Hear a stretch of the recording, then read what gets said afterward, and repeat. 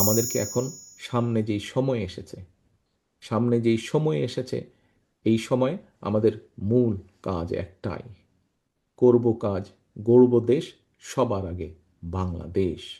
এটাই হতে হবে আমাদের মূল লক্ষ্য, এটাই হতে হবে আমাদের মূল টার্গেট, এটাই আমাদেরকে অ্যাচিভ করতে হবে। আমরা আন্দোলন করেছি, সংগ্রাম করেছি ৭১ সাল থেকে ২৪ পর্যন্ত।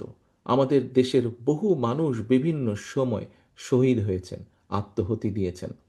বহু মানুষ নির্যাতিত হয়েছেন, বহু মানুষ পঙ্গুত্ব বরণ করেছেন, দল মত নির্বিশেষে, শুধু রাজনৈতিক দল না, রাজনৈতিক দলের বাইরে। আজকে যাদের স্মরণে আমরা ডিজিটাল স্তম্ভ করছি, এর মধ্যে বহু শহীদ আছেন, বহু মানুষ আছেন, বহু সদস্য আছেন যারা গুরুতর অসুস্থ হয়ে এখনও ঢাকা সহ বিভিন্ন হাসপাতালে চিকিৎসাধীন আছেন।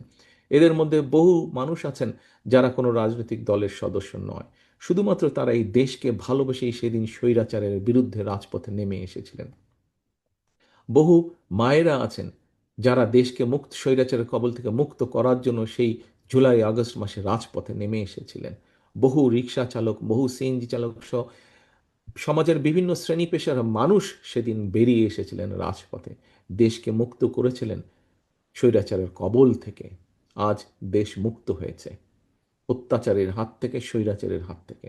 এখন এখন কি পরবর্তী কাজ হচ্ছে দেশকে গড়া।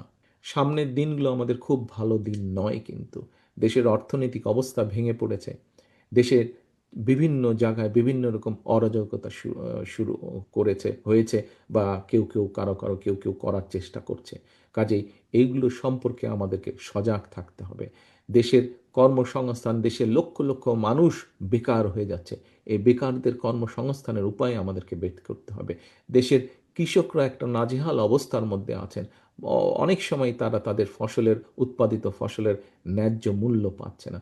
বাজারে ব্যবস্থার মধ্যে যেভাবে ভেঙে পড়েছে, যেভাবে বিভিন্ন দুষ্ট চক্র ঢুকেছে, তার থেকে এটাকে বের করে নিয়ে আসতে হবে যাতে মানুষ সহজে ন্যায্য মূল্যে তাদের নিত্য প্রয়োজনীয় দ্রব্যগুলো তাদের হাতের নাগালের মধ্যে পায়।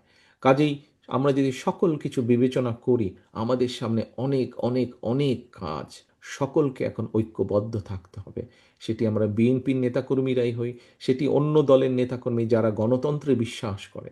আজকে এই যে শহীদ ওসমান হাদি যে শহীদ হয়েছেন, যে মানুষটি শহীদ হয়েছেন, এই মানুষটিও কিন্তু গণতন্ত্রের পথেই ছিলেন। এই মানুষটিও কিন্তু আগামী নির্বাচনের একজন প্রার্থী ছিলেন, অর্থাৎ উনি একজন প্রার্থী ছিলেন।